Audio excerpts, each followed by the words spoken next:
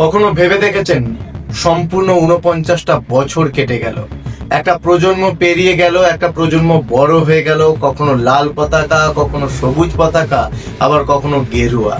কিন্তু একটা প্রশ্ন কি আমরা নিজেদের করেছি, এই 49 বছরে সাধারণ মানুষের জীবনযাত্রা কতটা বদলেছে? আমরা কখনো সিপিআইএম এর ঝান্ডা ধরেছি, সমর্থক হয়েছি, আবারও লাইন লাগিয়েছি তৃণমূল কংগ্রেসের সমর্থক হয়ে, আবার নতুন করে হয়তো কখনো ভারতীয় জনতা পার্টির সমর্থক আমরা। কিন্তু আমরা কি কখনো শুধু জনগণ হতে পেরেছি? সরকার বদলেছে, মুখ বদলেছে, স্লোগানও বদলেছে, কিন্তু বেকার যুবকের চোখের হতাশা কি বদলেছে?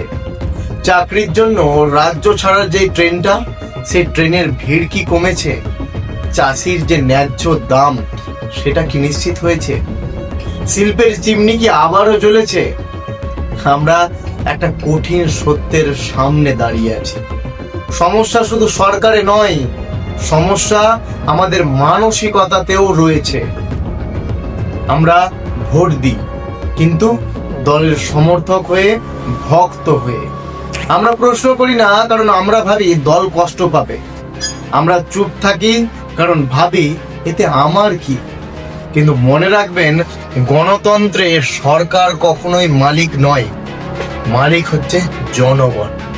সরকার 5 বছরের জন্য দায়িত্ব পায়, চুক্তি পায়, আর সেই চুক্তির শর্ত একটাই, কাজ। সেই চুক্তির শর্ত একটাই, সেটা হলো কাজ।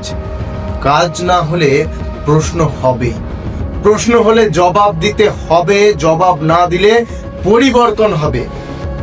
এবার নির্বাচন শুধু রং বদলের নির্বাচন নয়, এইবার নির্বাচন মানসিকতা বদলের নির্বাচন। আমরা যদি আগে জনগণ হই, তাহলে কোনো সরকার আমাদের মাথার উপর বসতে পারবে না। আমরা যদি কেবলমাত্র শুধুমাত্র জনগণ হয়, তাহলে কোনো সরকার আমাদের মাথার উপর ছড়ি ঘোরাতে পারবে না। আমরা যদি একসাথে দাঁড়াই, তাহলে সরকার আমাদের সামনে দাঁড়িয়ে জবাব দেবে।